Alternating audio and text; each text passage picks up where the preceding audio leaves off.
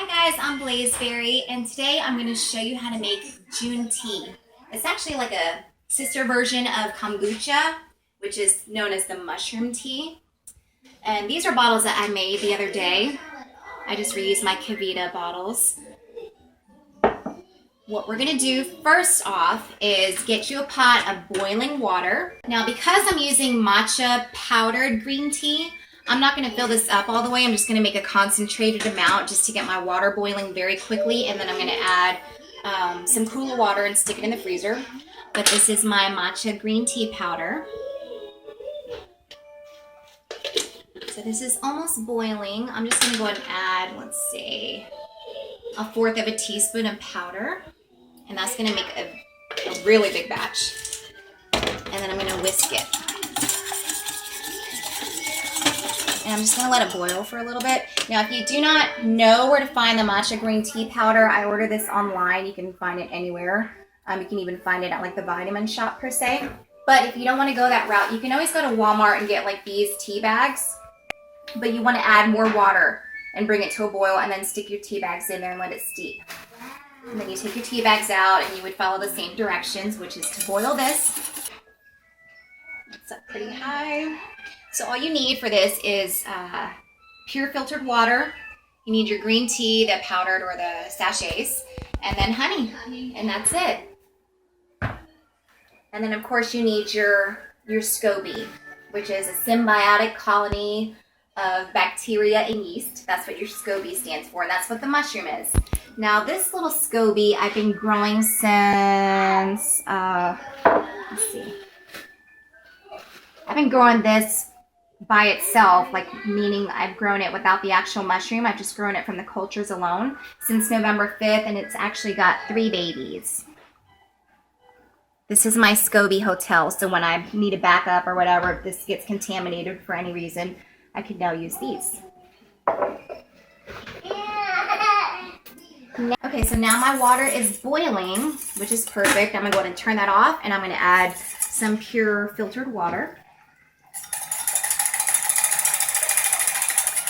This should help it cool down for a little bit. So that was just a concentrated batch. Now I'm just adding water to dilute it. And to help it cool quicker, what I'm going to do is stick it in the freezer while I get my mushroom prepared to put in my jar. Don't look in my freezer, it's pretty full. Okay.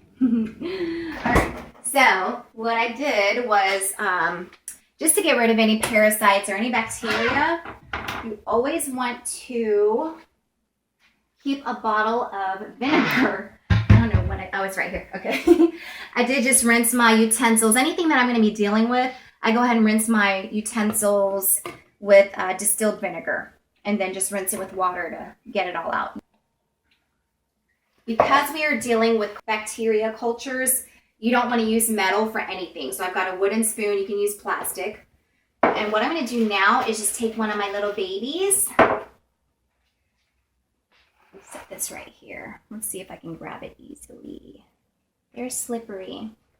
Now, a lot of tutorials, you may see people grab them with their hands or fingers. I don't recommend doing that, even though my hands are clean because I just washed them. Just transfer it just like that. And so I still have another baby in there, so that's good. This is just my backup batch, my Scoby hotel. So I'm going to put this one back in here.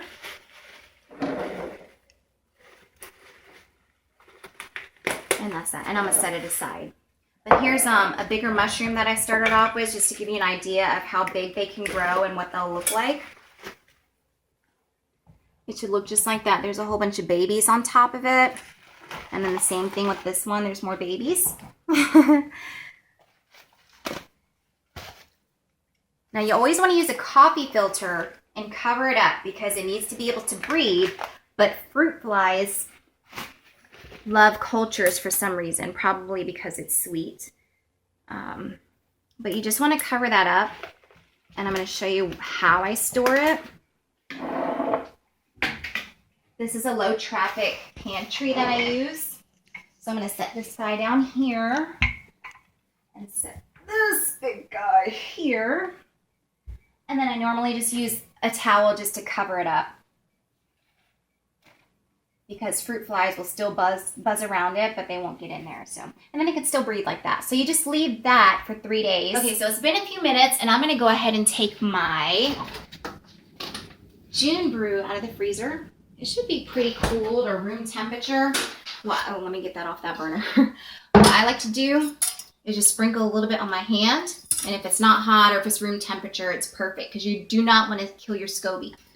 All right, so now this I just rinsed out with vinegar. So I'm going to pour half of this batch in here just because I want to add a little bit more water to it.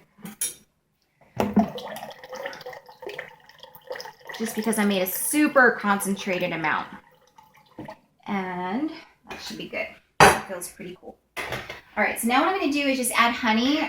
This is pure and simple. All it is honey in the ingredients. It's not organic. I should have bought the organic one, but this is all I can find at Walmart. And this is about 80 ounces for like $14. And I never measure. So I'm just going to pour the honey in there. I'd say that's probably about half a cup. Oops. I just want to whisk it in there and make sure that all of it is dissolved.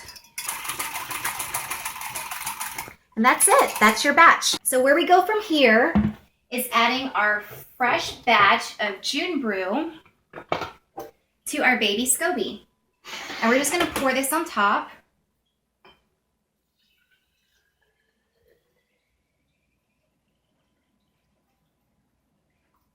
And leave about an inch or two space in there. So right now it's floating. And if you check it out from day to day, it'll probably sink to the bottom, then gradually float up. When it floats up, it's protecting any bacteria from getting into the bottom where all the active bacteria is. And so what we need to do now is get a coffee filter. Now I made the mistake of only using one coffee filter when I started. I wasn't told about this. One coffee filter and I had fruit flies all up in my jar. We don't want that. And I have 3 coffee filters. So this should secure your kombucha or your Jun tea from any critters getting in there. So now what we do is we just let that sit for at least 3 days. You can let it sit for as long as you want. I think I went like 10 days one time and it's fine. But just make sure that you check it each day. You want to smell it and see if it smells a little sweet and vinegary. And if it smells rotten, of course, you just want to discard it and you got to start all brand new again. And if you don't have a Scoby, then you'll have to purchase one online like I did. Or just try to grow your own by getting a bottle of this and letting it sit for 2 weeks and it'll grow another Scoby. Huh? Buy one from you. Or buy one from me. Or if I like you enough, I'll give you one for free. Okay, so yeah, all we do is just put this, you can write like the day, like today's December 15th. I would just write that on top of there like I did this. And then just let this sit undisturbed for 3 days, at least 3 days. So after it's been about 3 days that this has been setting undisturbed, this is a batch that I already started brewing a few days ago, so I'm just going to show you what to do next. It's got a whole bunch of babies in there too. Okay, so now what we want to do, you do not have to wash the jar out every time. So what I'm going to do now is kind of pour some of the beverage out of it.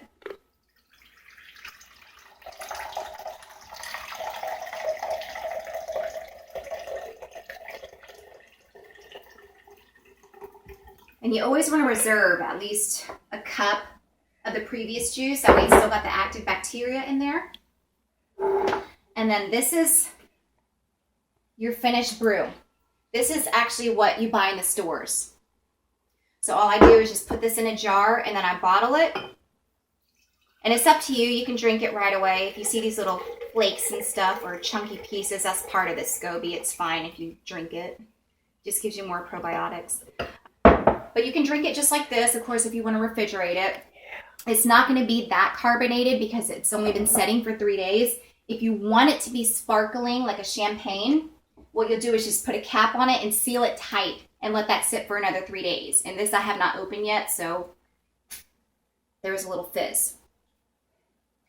And that's that. So you just put a cap on this. If you want it to carbonate, filter, you want a cap so it doesn't breathe. And that way it traps the carbonation. You let that sit for 3 days and that's your Jun tea. As far as a cap goes, you can put metal on there because you're not going to be shaking it up or anything because it'll explode on you. But make sure each day that you kind of loosen the cap a little bit, like that. They call it burping your batch, just to let the air out, because if you let it sit for too long and then you open it, it's going to explode. So I hope this information was beneficial to you. This will definitely help you stay healthy and keep your gut full of good bacteria. If you have any questions, please feel free to ask me in the comments section, or if you know me in person, or email me, Google, whatever. That's us.